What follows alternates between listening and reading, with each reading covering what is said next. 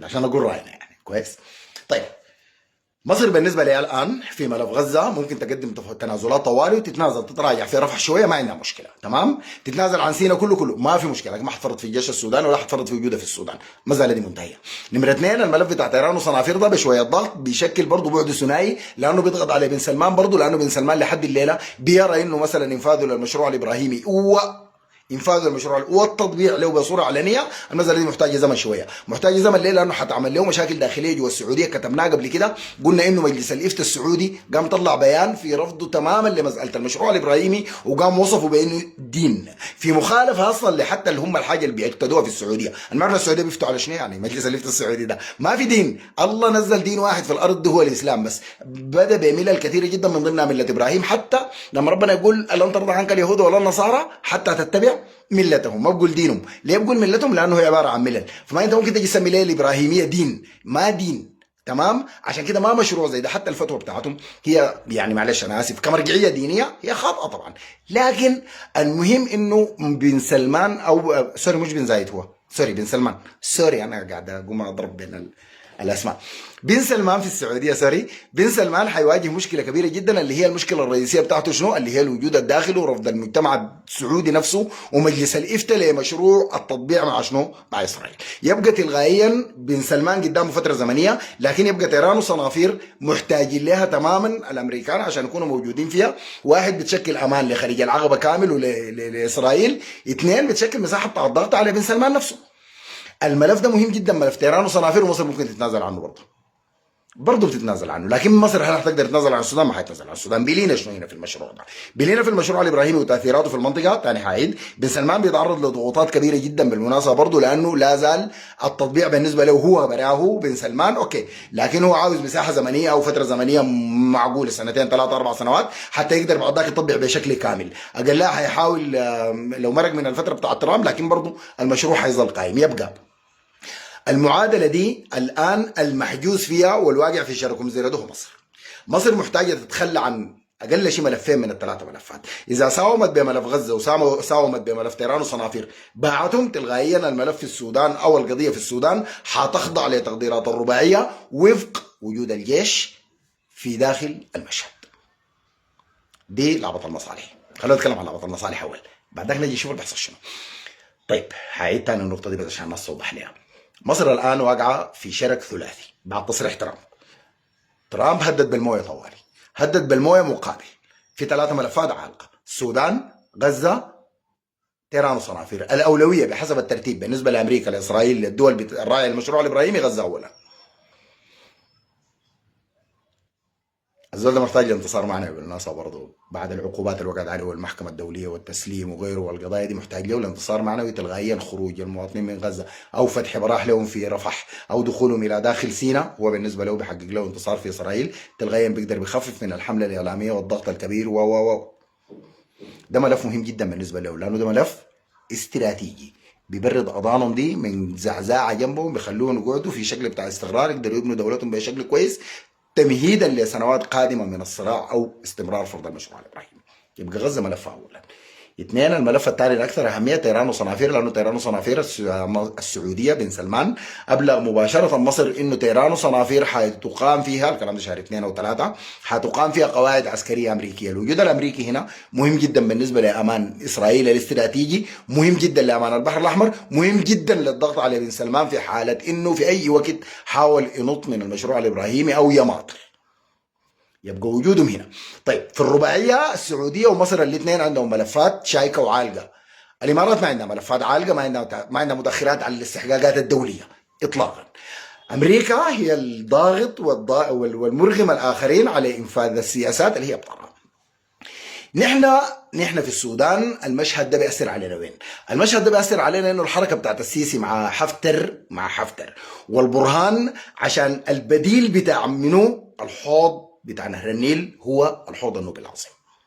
يعني مصر بالنسبه لها التهديد بتاع ترامب عادي جدا بالنسبه لها، طالما هي قادره توجد لانفسها تحكم او لنفسها تحكم في الحوض النوبي العظيم. الحوض النوبي العظيم المخزون بتاعه 5000 سنه قدر، 5000 سنه من مخزون حوض النيل. الكلام ده شرحناه كثير، يعني قلنا حوض النيل ده تبداه من تانا، تبداه من فيكتوريا، تبداه من اي بحيره، تحسب المويه دي كلها مكعب كده ده لحد لحد رشيد ودمياط لحد الاسكندريه المويه الموجوده دي بالروافد بتاعته، الرهد، الدندره، عطبره، الصوبات، بحر الغزال، كله بحر العرب، كل المناطق، كل المويه اللي بتجي في حوض النيل دي، المويه الموجوده في الحوض النوبي العظيم بتساوي 5000 سنه، 5000 سنه من المخزون بتاعه الحوض بتاع النيل، نهر النيل.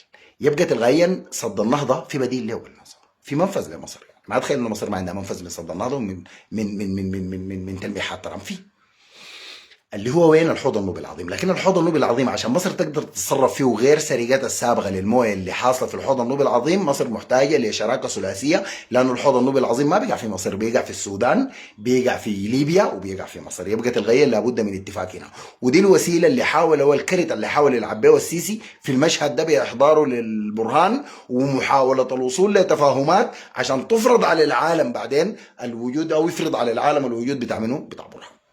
المشهد شكله كده. طيب هنا برضه في مشهد تاني، تركيا.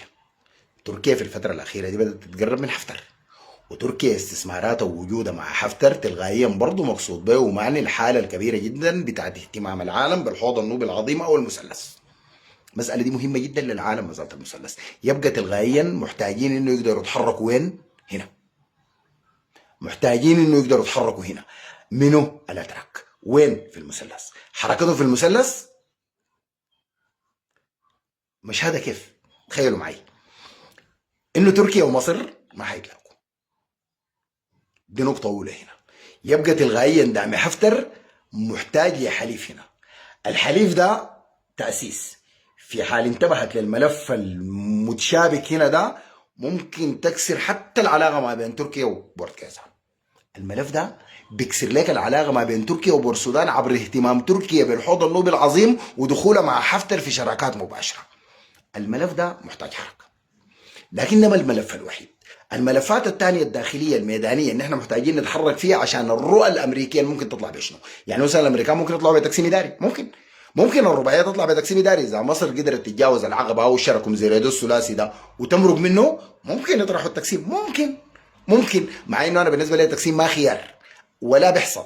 اللي بيحصل اصلا قطعا اخدوها مني كده منتهيه كويس، اللي بيحصل هو سيناريو احمد الشرق، الموضوع ده منتهي.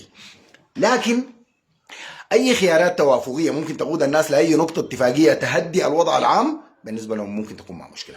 ترامب ممكن يرى في مصلحته انه والله السودان ده، لانه السودان اصلا ازمه معقده جدا بالمناسبه ومتشابكه شديد، وما تتخيلوا انه لو الليله خلاص الحرب دي وقفت مثلا والله وضعوا شكل بتاع سلام او اتفاق اداري او تقسيم اداري انه الحرب في السودان حتنتهي. لا، الحرب ما حتنتهي، بالعكس يا دوب ما هم ضمدوا الجرح كده بكل القيحه الموجود فيه، حينفتح تاني وحينفجر وحيبقى اسوء من كده، لانه المشاكل الرئيسيه بتاعتنا كسودانيين او كسودانيين اللي طارحها مشروع تاسيس ما تعالجت. المشروع بتاع الفدراليه، المشروع بتاع العداله وتوزيع السلطه والثروه وعلمانيه الدوله وحريه الافراد المساله دي ما تعالجت. الكيزان ما في طريقه انهم تلفقهم جوا الشاش ده، ما في، لانه لو لفقتهم جوا الشاش القصه باظت خلاص، حتتفرتك تاني. يعني ما هم قبل كده مفرتقينها يعني. يبقى تلغائيا من غير اختلاع كامل ما في امان للسودان. لكن اهميه ملف السودان بالمقارنه مع غزه وملف تيران وصنافير والسعوديه واخضاعها للمشروع الابراهيمي عبر ترامب ممكن يكون ده لك اولويه، ولا ممكن يؤجل مشروع السودان. يبقى تلغائيا اي تفاهمات ممكن تحصل في الحته دي ممكن يقبلها، الا اذا اتلعبت لعبه ذكيه هنا في النص. انا ده كنت داير اجي. اول حاجه الكيزان بيعانوا من ضغط رهيب جدا. واحد، المشهد ده بتقراه طوالي مع الوضع في بوركيزان، بتقراه مع الموقف بتاع التاسيس والدعم السريع طوالي مع موقفنا، فنقوم ناخذهم الثلاثه كده على عجاله. المشهد الثاني المهم هنا مشهد بورتكيزان والكيزان. الكيزان اضحوا في عزله دوليه تامه، محاولاتهم كلها اخر القرود بالنسبه لهم الرموا بها هي حكومه كمال ادريس عشان يقدروا يمرقوا بكامل ادريس، عشان يحاولوا يمرقوا بها من وين؟ من الازمه بتاعت الخنقه بتاعت الاتحاد الافريقي، لانه دي المنظمه الاقليميه الرقيب الاول عليهم، وفشلوا بعد التحركات الجاده في اديس ابابا، فشلوا تماما في انه يمرقوا من الملف بتاع التعليق في الاتحاد الافريقي. يبقى تلغائيا اخر امالهم اتنسفت في التواجد في المحيط الاقليمي. عندهم بس مصر، ومصر قبلان الكيزان لانه الجيش، مصر قبلان الكيزان عشان الجيش ما له وداده وحسن صفاء وتعامل مؤسساتها مع الكيزان نو. لكن هي عارفه تماما انه الكيزان اتغلغلوا في الجيش من 89، صنعوا الجيش ده بيتهم، اي زول عندهم بيدخلوا طوائل الكليه الحربيه، الجيش يتواجدوا فيه بشكل كلي. اي محاوله لانه تعمل اي حاجه في الجيش، الكيسان قاعدين في اي ملف من ملفات الجيش. عشان كده احنا بنقول حل البلد دي في انه الجيش ده يتحل تماما، يجي على الارض، يتبني من جديد، تقوم دوله جديده. بخلاف كده ما في خير.